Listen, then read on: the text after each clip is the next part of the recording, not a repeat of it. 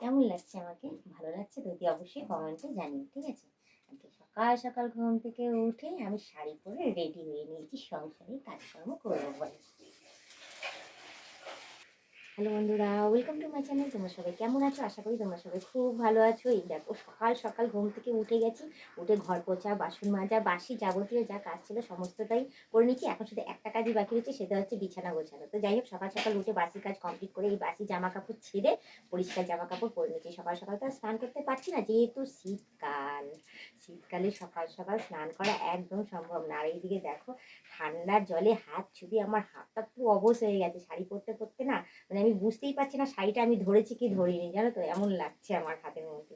তো যাই হোক, সকাল সকাল বাসি কাপড় ছেড়ে এই ঘুম থেকে উঠে বলবো শাড়ি পরে নিচ্ছি। শাড়ি পরে সেজে গুজে ফিটফাট হয়ে একেবারে সংসারের রান্না বান্নার দিকে ঢুকবো। তো যাই হোক, আমি এখন শাড়ি পরতে থাকি।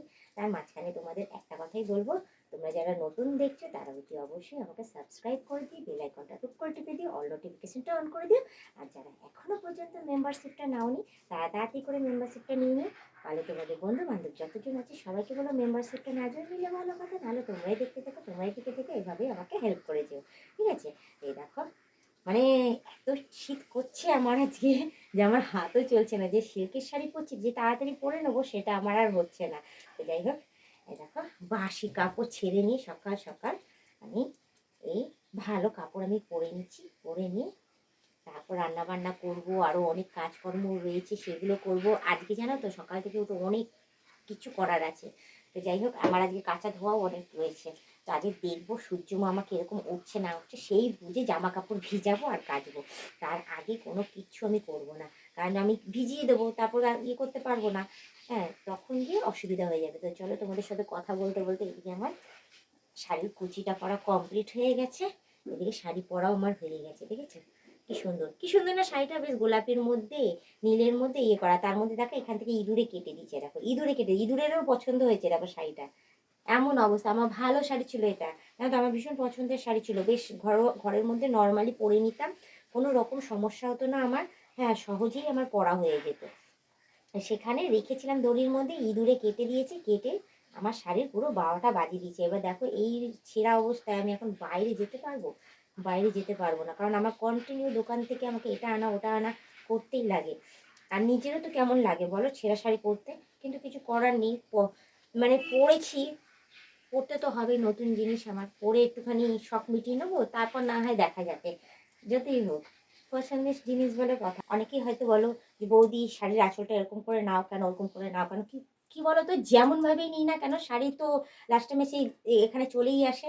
হ্যাঁ, সেই এপাশ দিয়ে ওপাশ দিয়ে খুলেই যায় শাড়ি তো, অন্য তো আর কিছু না। ঠিক আছে, অন্য জামা কাপড় পরলে না হয় ঢাকা থাকে, শাড়ি আর সেরকমভাবে রাখা যায় না। তাও কি সিল্কের শাড়ি, আর আমি সিল্কের শাড়িটাই বেশি পরি। তোমরা হয়তো দেখেছো সুতির শাড়ি খুব কম পরি। তো সুতির শাড়ি সেভাবে মেনটেন করা যায়, কিন্তু সিল্কের শাড়ি মেনটেন করাটা একটু সমস্যাদায়ক হয়ে যায়। তো আর আমি যা সংসারে কাজ করি, জল ভরা এই ভরা ওই ভরা, আমার তাড়াহুড়ো করে কাজ করা, তো আমি ওই জন্য শাড়িটাকে সবসময় আমি এরকমভাবে নিয়ে নিই।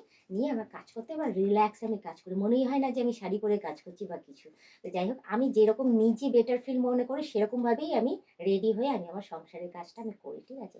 আমি কারোর দিকে তাকিয়ে বা কেউ কি বলবে না বলবে ওই সব ভেবে যদি আমি সংসারের কাজ করতে যাই, তাহলে আমার আর হবে না। তখন শাড়ি সামলাবো না সংসারের কাজ করবো, দেখা যাবে শাড়ি আমার অর্ধেক হয়তো নষ্ট হয়ে যাচ্ছে, নয় ভিজে যাচ্ছে, নয় এতে, তাহলে দেখা যাবে এই ভেজা শাড়ি পরে আমাকে সমস্ত কাজ করতে হবে, আমারই শরীর খারাপ হবে। তো ওই জন্য আমি নিজের শরীরের দিকে ধ্যান রেখে কাজটা যাতে ঠিকঠাকভাবে করতে পারি, সমস্ত কিছু যেন ওকে হয়, তার জন্য আমি এভাবে শাড়িটা আমি নিয়ে নিই।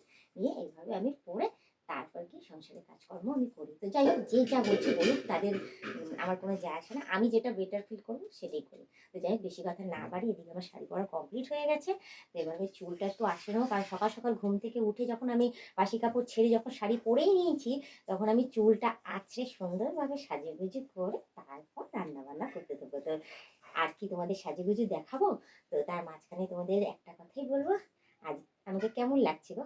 ভালো লাগছে? তুই অবশ্যই কিন্তু কমেন্টে জানিও, ঠিক আছে? তারপরে ব্লগ ভিডিওটা আমি এখানেই শেষ করছি। আবার অন্যদিন অন্য কোনো সময় ব্লগ ভিডিও নিয়ে হাজির হয়ে যাবো। আজকের মতো টাটা, বাই বাই। সুস্থ থেকো, ভালো থেকো, এভাবেই আমাকে দেখতে থেকো, আমার পাশে থেকো, আর আমাকে প্রচুর পরিমাণে সাপোর্ট করে এগিয়ে নিয়ে যাও। আরেকটা কথা তো বলতেই ভুলে গেছি, good morning, have a nice day. তো আজকের মতো টাটা, বাই বাই।